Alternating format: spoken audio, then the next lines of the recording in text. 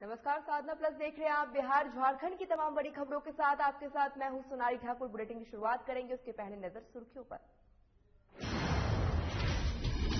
बिहार में इथेनॉल उत्पादन प्रोत्साहन नीति 2021 की शुरुआत। मंत्री शाहनवाज हुसैन ने कई उद्योगपतियों से मिला सहयोग। साधना ग्रुप के चेयरमैन राकेश गुप्ता ने बिहार के निदेश को किया आश्वासन।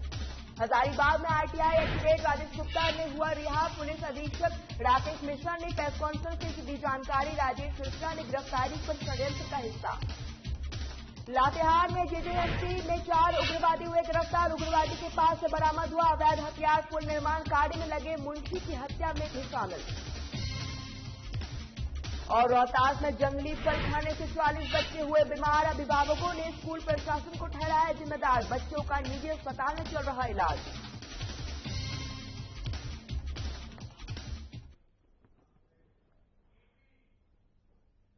बुलेटिन की शुरुआत करेंगे। बिहार इथेनॉल उत्पादक प्रोत्साहन नीति 2021 की शुरुआत उद्योग मंत्री शाहनवाज हुसैन ने सहित कई उद्योगपति और शुगर मिल के मालिकों के सहयोग से किया गया है। इसके साथ ही मंत्री शाहनवाज हुसैन ने दीप जलाकर इथेनॉल के लेकर पॉलिसी को लेकर उद्घाटन किया है।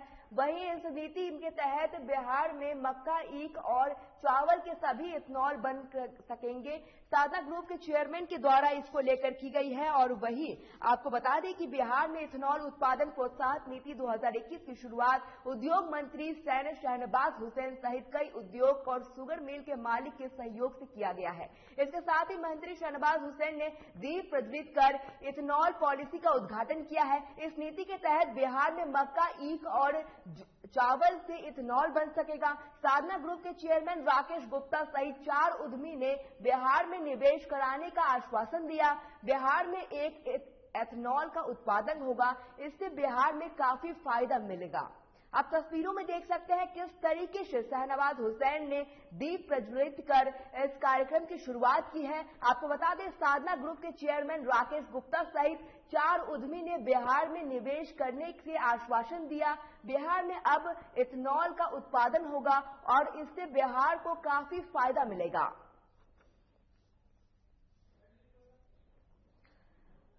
आपको बता दें कि बिहार में इथेनॉल उत्पाद प्रोत्साहन नीति 2021 की उद्योग मंत्री शाहनवाज हुसैन ने शुरुआत की है। दीप प्रज्वलित कर इस कार्यक्रम की शुरुआत की है। आपको बता दें, इस नीति के तहत बिहार में मक्का, ईख और चावल का इथेनॉल बन सकेगा। साधना ग्रुप के चेयरमैन राकेश गुप्ता सहित 4 उद्यमी ने बिहार में निवेश करने के आश्वासन दिया है। बिहार में अब इथेनॉल का उत्पादक होगा और इससे बिहार को काफी फायदा मिलेगा।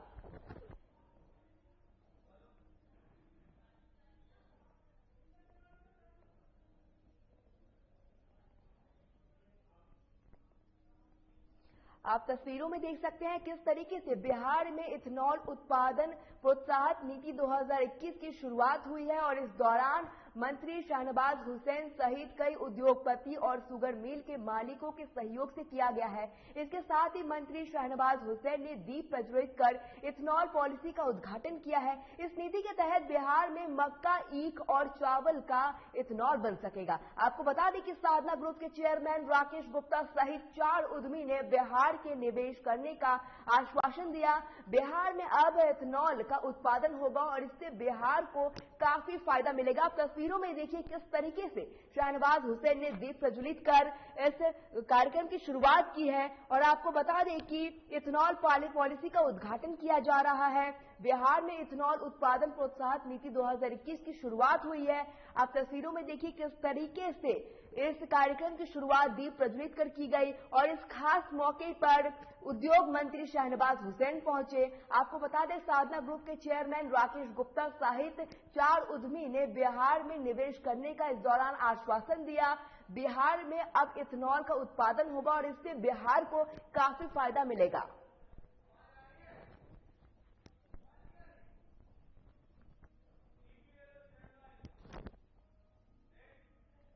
बिहार के पहले मुख्यमंत्री कृष्ण सिंह को भारत रत्न दिए जाने की दिशा में आज एक उद्यम कदम उठाया गया है। बाबू के भारत रत्न दिलाने की नीति पर नीतीश सरकार केंद्र सरकार के पास प्रस्ताव भेजेगा। दरअसल बिहार में विधान परिषद में बाबू को भारत रत्न दिए जाने की जुड़ी सूचना बीजेपी एमएलसी सच्चिदानंद राय समेत कई अन्य सदस्यों की तरफ से दी गई है, जिसके बाद जवाब देते हुए सरकार ने ऐलान किया कि इस संबंध में केंद्र सरकार को राज्य सरकार की तरफ से प्रस्ताव भेजा जाएगा।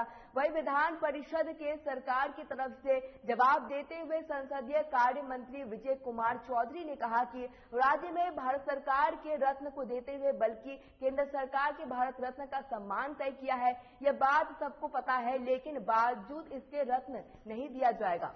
इसके साथ ही राज्य सरकार ने अपनी तरफ से केंद्र को प्रस्ताव भेजेंगे।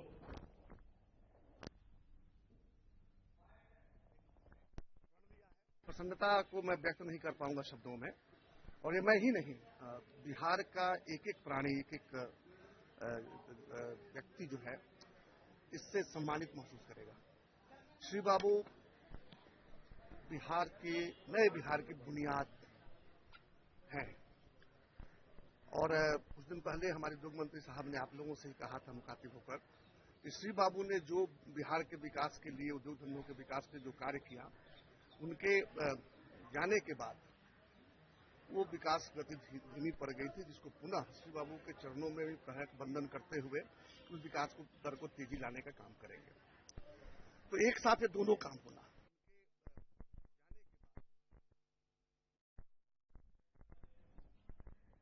बिहार विधानसभा के प्रश्नोत्तर काल में एक दिलचस्प वाक्य देखने को मिला। दरअसल विधानसभा के पूछे गए सवाल पर सभी एक दूसरे को जब विवाद डालते हुए देखे, जिसमें विधायक जी ने परेशान दिखे। पहली मामला बीजेपी विधायक अरुण शंकर प्रसाद से जुड़ा था, जो दूसरा मामला आरजेडी के विधायक अखरुद्दीन इस्लाम सहित से। वही ये दोनों अलग अलग विभागों के सवाल किया था, लेकिन संबंधित विभागों ने दूसरे विभाग से जुड़ा हुआ सवाल बताकर जवाब नहीं दिया। हमने एक सप्ताह पहले भी सवाल किया, शहर की पानी को निकालना था और उसके लिए नाला बनाना था, तो सरकार सही तरीके से जवाब नहीं दिया। कहा वो जवाब देगा। फिर एक सप्ताह के बाद फिर आज सवाल आया, फिर मंत्री जी वही बात कहने लगे कि आधा सवाल, आधा क्षेत्र हम में है, आधा ऐसे है। तो इस तरह से गंभीरता के साथ सदस्यों के सवाल का जवाब देने के प्रति लापरवाही देखने को बड़े पैमाने पर मिली है, और इसका क्रियान्वित नहीं हो पा रहा है सही तरीके से सरकार, क्योंकि बहुत सारे लोग में अनुभव की कमी है। बहुत सारे लोग पहली बार जीत करके मंत्री बने हैं, पहली बार बनने वाले आधे से अधिक ऐसे लोग मंत्री बने हैं जो पहली बार बने हैं। बिहार विधानमंडल की परंपरा रही है कि दोनों सदनों की कार्रवाई को स्कूली बच्चों भी दिखाया जाए। ऐसे में पटना के स्कूली बच्चों को बिहार विधान परिषद की कार्रवाई को दिखाया गया। स्कूली बच्चों से बात की सहयोगी अभिषेक कुमार सिंह ने। बिहार विधान परिषद का बजट सत्र चल रहा है, और ऐसे में पटना के स्कूलों के बच्चे जो है सदन की कार्रवाई देखने के लिए पहुंचे हुए हैं। पटना के कुछ स्कूल के बच्चे आए हुए हैं, इन्होंने लाइव कैसे कार्रवाई चलती है ये इन्होंने देखा। इन बच्चों से बात करते हैं कि कहां से आए हुए हैं, कैसा देखने पहला बार उन्होंने देखा है। नाम क्या है आपका? आर्या सोनची। पहली बार आप सदन की कार्रवाई देखी, कैसा लगा, क्या क्या सीखने को मिला? पहली चीजें तो हमने ये सीखी कि जितनी चीजें हमने बुक में पढ़ी थी अपने कोर्स में, वो चीजों को सामने से देखना, उसे प्रैक्टिकल लाइफ में देखना, ये एक्चुअली मुझे लगता है एजुकेशन का मोस्ट इंपॉर्टेंट थिंग होता है, जो हमने आज एक्सपीरियंस किया। एंड नेक्स्ट थिंग वाज कि हमारे पेरेंट्स एल्डर्स ऐसा बोलते हैं कि गवर्नमेंट काम नहीं कर रही है, तो हमने आज ये सीखा कि किस तरह से किसी भी लॉ को या किसी भी एक मुद्दे को पास करने के लिए, बिल को पास करने के लिए कितने सारे डिस्कशंस होते हैं, प्रोसीडिंग्स होती हैं, तो वो चीज सीखने को मिली। तो और बच्चे हैं, उनसे भी हम बात करते हैं। आप लोग किताबों में हमेशा पढ़ती थी, आज सामने से देखा, आप पहली बार कार्रवाई, कैसा लगा? बहुत अच्छा लगा। ये चीज हम सच में हमेशा सुनते हैं कि सरकार काम नहीं करती है, पर आज देखा तो हमने जाना कि एक मुद्दे के कितने सारे पहलू हो सकते हैं, उसको किस तरह से सामने रखा जा सकता है, क्या क्या चीजें जरूरी है हमारे देश के विकास के लिए।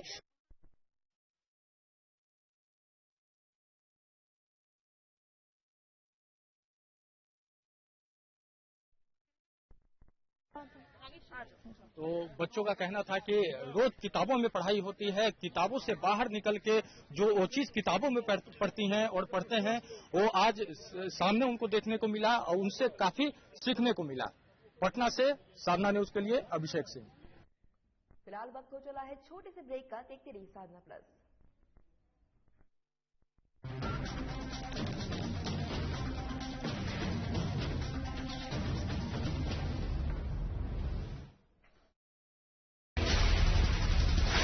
बिहार झारखंड के साथ देश दुनिया की हर बड़ी खबर देखिए फटाफट अंदाज में शाम 7:30 बजे। खबरें सुपरफास्ट सिर्फ साधना प्लस पर।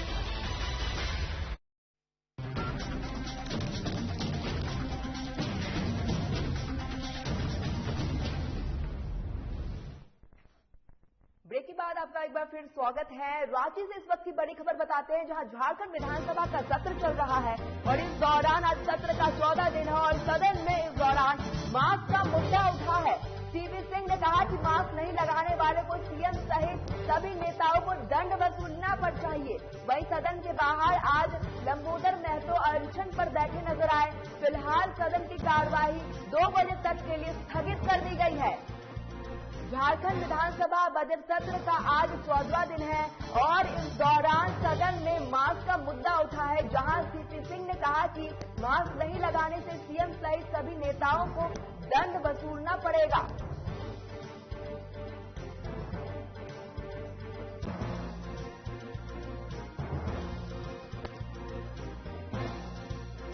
इसी खबर में तमाम जानकारी के लिए हमारे साथ नवीन शर्मा जुड़ गए हैं। नवीन, झारखंड विधानसभा का आज 14वां दिन, आज इस दौरान सत्र में जबरदस्त हंगामे के साथ मास्क का मुद्दा उठा है और इस दौरान ये कहा गया है अगर अब कोई सीएम या ये नेता मास्क पहने हुए नहीं नजर आएंगे तो उन पर भी कार्रवाई की जाएगी।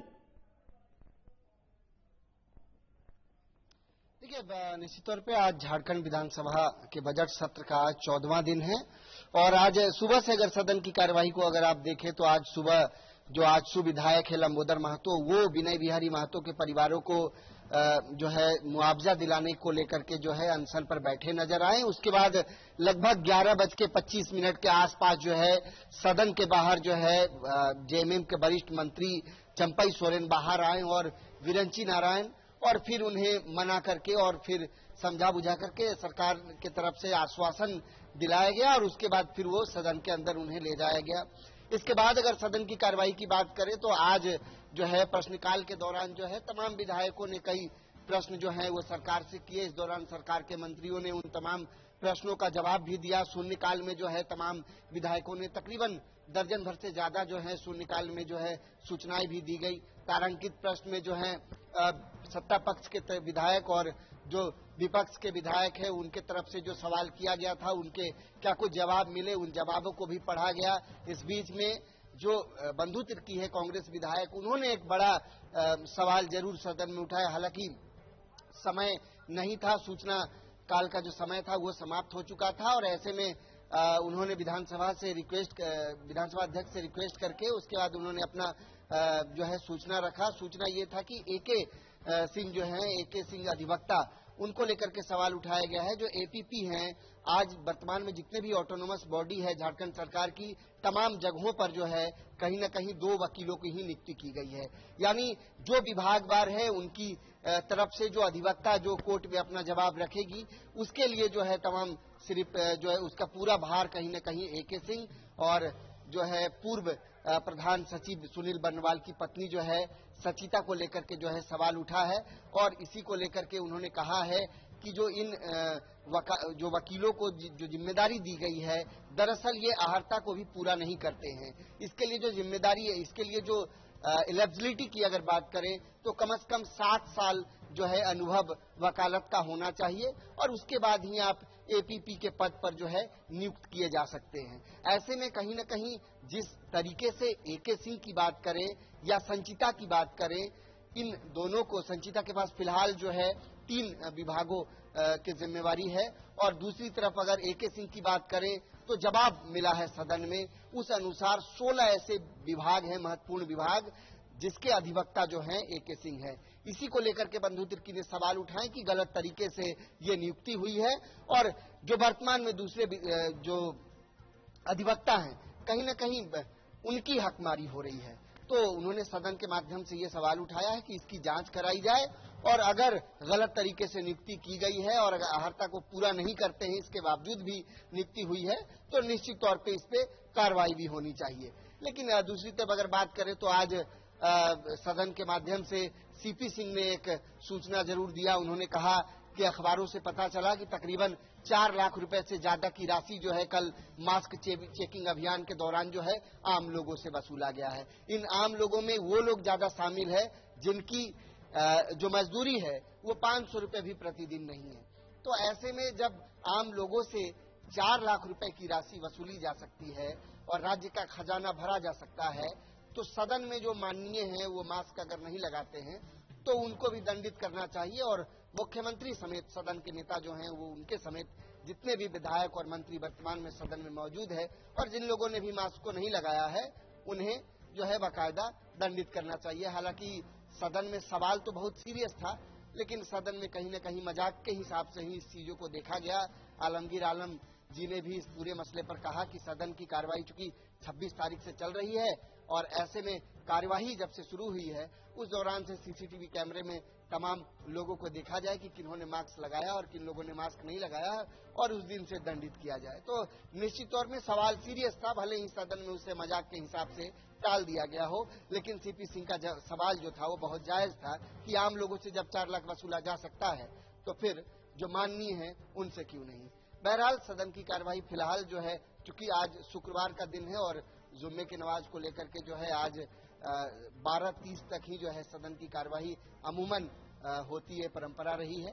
तो अभी फिलहाल सदन की कार्रवाई 12 बजे जो है स्थगित हुई है और ये फर्स्ट हाफ की कार्रवाई खत्म हो चुकी है। सेकेंड हाफ की कार्रवाई जो है वो 2 बजे शुरू होगा। सदन में जो है आज परिवहन विभाग का भी जो है बजट जो है वो भी रखा गया है, कटौती प्रस्ताव भी लाया गया है, ऊर्जा विभाग का भी जो है बजट उसे भी रखा गया है, इस पर भी जो है कटौती प्रस्ताव लाया गया है। कटौती प्रस्ताव पर चूंकि अमर बाउरी को बोलना है, अनंत ओझा को बोलना है, जो विधायक लंबोदर महतो हैं उनको ही बोलना है। तो अब 2 बजे की जो कार्यवाही होगी 2 बजे कटौती प्रस्ताव पर चर्चा होगा। लेकिन इसके पहले की कार्यवाही लगभग कहीं कह सकते हैं कि सामान्य तरीके से सदन की कार्यवाही चली। प्रश्नकाल भी ठीक ठाक रहा, प्रश्नकाल में सवाल आए और शून्यकाल में जो सूचनाएं हैं शून्यकाल की सूचनाएं भी दी गई। उसके बाद जो है पटल पर बजट को भी रखा गया, परिवहन और ऊर्जा दोनों को। अब इस पर जो 2 बजे के बाद कटौती प्रस्ताव पर चर्चा होना है। देखने वाली बात होगी सेकेंड हाफ की जो कार्यवाही है वो कैसी होती है और क्या कुछ उसमें खास रहता है। बिल्कुल देखने वाली बात होगी सेकंड हाफ में क्या कुछ कार्रवाई होगी। 2 बजे तक के लिए सदन की कार्रवाई स्थगित कर दी गई है।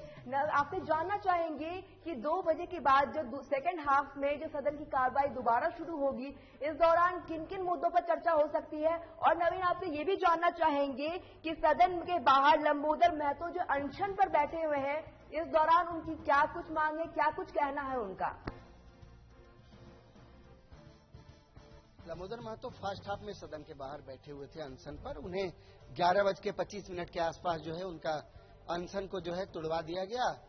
जो विपक्षी दल के जो मुख्य सचेतक है विरंची नारायण और जो वरिष्ठ कैबिनेट मंत्री हैं JMM के उनके द्वारा जो है उनको अनशन से हटाया गया। इस दौरान चंपाई सोरेन और विरंची नारायण बाहर आकर के उन्हें जो है सदन के अंदर ले गए। उन्हें आश्वासन दिया गया है जो विनय बिहारी महतो के जो परिजन हैं उनको जो उनकी जो भी मांगे हैं उनको लेकर के सरकार जो है तमाम चीजों को पूरा करेगी। वादे जो किए गए थे उन वादों को पूरा किया जाएगा। विनय बिहारी महतो के परिवारों को उचित मुआवजा भी दिया जाएगा।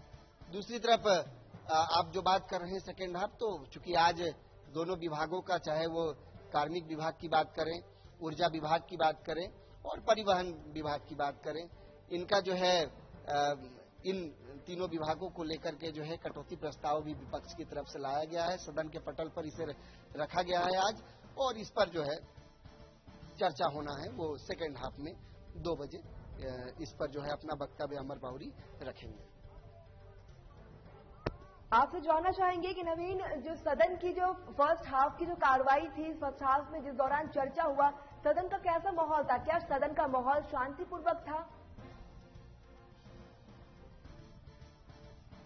सदन की कार्रवाई आम रही। मैं पहले ही आपको बता चुका था कि सदन की कार्रवाई जो है, पहले आपकी कार्रवाई को बुलाएं।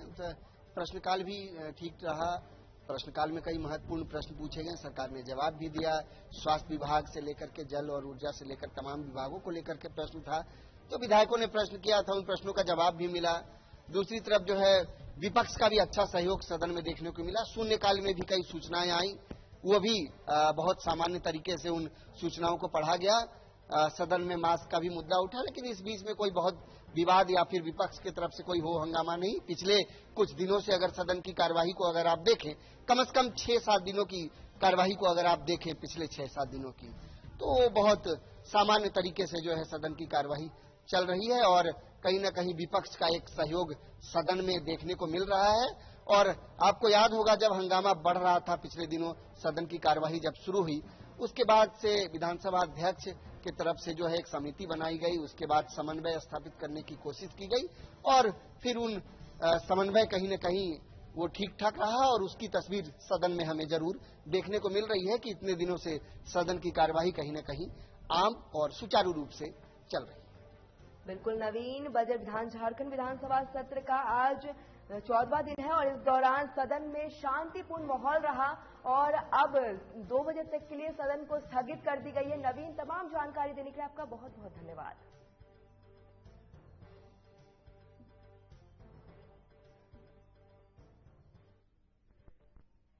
एक बार फिर बीजेपी विधायक हरिभूषण ठाकुर ने विवादित बयान दिया है। बीजेपी विधायक ने कहा कि इस बार बंगाल में ममता बनर्जी के नामों को निशान मिटा जाएगा। इसी को लेकर उन्होंने कहा कि बंगाल जाकर सुपनिकाह को लेकर उनका नाक काट देना है।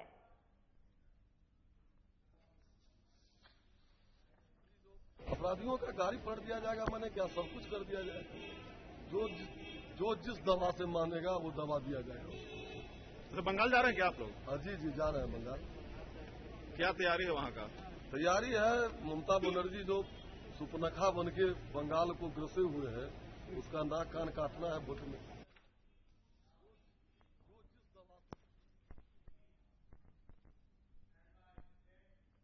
रोहतास जिले के मध्य विद्यालय बालिका में पहली छठी कक्षा में 44 विद्यार्थियों जरा दूषित जंगल फल खाने से बीमार हो गए हैं। आपको बता दें कि विद्यालय में 4 दीवारी से सटे पेड़ पर फल खाने से बच्चों की तबीयत खराब हो गई है और उनका इलाज अभी एक निजी अस्पताल में चल रहा है और सभी की स्थिति सामान्य बताई जा रही है। वहीं छात्रों की अभिभावकों ने बताया कि स्कूल से घर आने के बाद बच्चे उल्टी, दस्त और दर्शित हो गए थे, जिसे तुरंत उन्हें अस्पताल ले जाया गया। साथ ही अभिभावकों ने स्कूल प्रशासन को जिम्मेदारी ठहराते हुए बताया कि उन्होंने कहा कि बच्चों की जिंदगी के साथ खिलवाड़ किया जा रहा है। वहीं डॉक्टर अशोक सिंह ने बताया कि सभी का इलाज किया जा रहा है, सभी खतरे से बाहर है। उसमें से पॉइजनिंग टाइप का कुछ ड्राई खा गया है, फूल पॉइजन हो गया है, समझे ना। अभी बच्चों की क्या स्थिति है? स्थिति ठीक है, करीब सब लोग ठीक हो जाएगा। उसमें से पॉइजनिंग टाइप का कुछ ड्राई खा गया है, फूल पॉइजन हो गया है, समझे ना। अभी बच्चों की क्या स्थिति है? स्थिति ठीक है, करीब सब लोग ठीक हो जाएगा।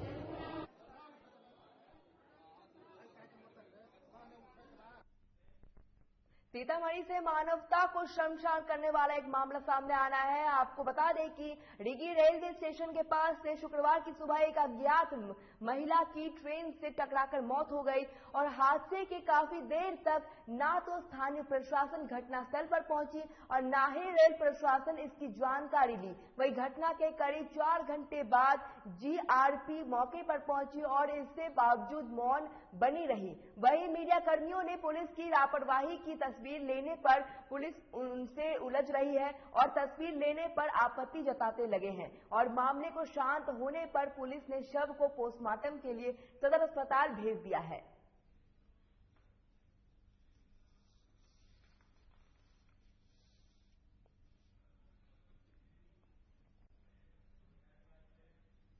रोहतास जिले के कोचन नगर पंचायत में पार्किंग जोन के लिए जमीन खाली करने के लेकर प्रशासन द्वारा अतिक्रमण हटाया गया। इसके चलते आड़ा मोहनिया रोड पर, सासाराम चौसा रोड पर किनारे लगे ठेले और फुटपाथी दुकानों पर बुलडोजर चलाकर अतिक्रमण हटाया गया।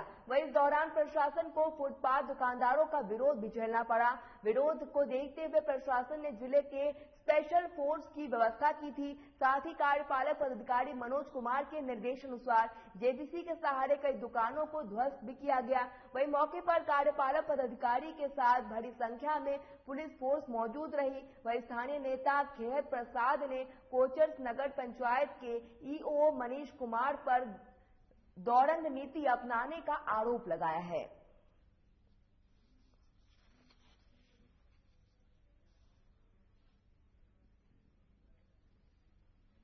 नगर पंचायत के कार्यपालक पदाधिकारी द्वारा खेतपूर्ण ढंग से अतिक्रमण हटाया जा रहा है। अतिक्रमण हटाने के नाम पर जो मजबूत लोग हैं उनका अतिक्रमण नहीं हटाया जा रहा है।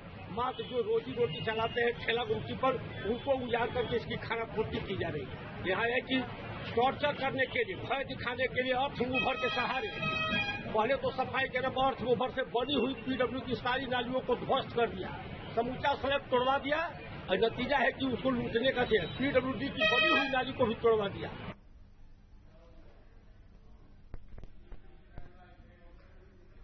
बिहार के अपराधियों में पुलिस को लेकर कोई डर नहीं है। सरकार और पुलिस ने क्राइम कंट्रोल के दावे का ठेका दिखाने को लेकर अपराधी हर दिन बड़ी वारदात को अंजाम दे रहे हैं। हालांकि पुलिस कार्रवाई तो करती है, फिर भी अपराध पर लगाम नहीं लग पा रहा है। ताजा मामला बिहार की बेतिया के चनपटिया नगर वार्ड नंबर 6 का है, जहां अपराधियों ने एक शख्स की चाकुओं से गोंद कर हत्या कर दी और शव को बगीचे में फेंक दिया। वहीं पुलिस युवक को पहचान शंकर प्रसाद के 20 साल पुत्र अनिल कुमार के रूप में की गई है। मामले की सूचना पुलिस को दी गई है। वहीं पुलिस जांच में जुट गई है। पुलिस शव को कब्जे में लेकर पोस्टमार्टम के लिए भेज दिया गया है।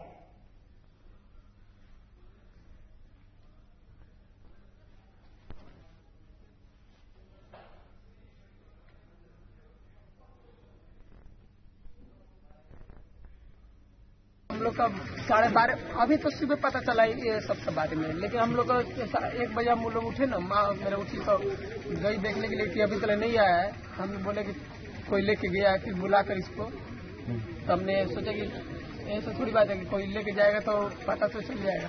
हम सोचे कि चलो सुबह पता चल जाएगा, हम इसीलिए हम नहीं खोजने गए थे। नशा नहीं करता है लेकिन गांजा कभी कभी पीता है।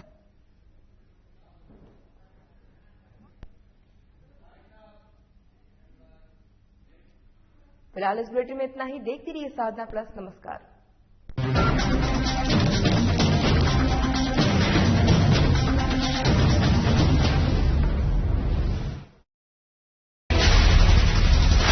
बिहार झारखंड के साथ देश दुनिया की हर बड़ी खबर देखिए फटाफट अंदाज में शाम 7:30 बजे।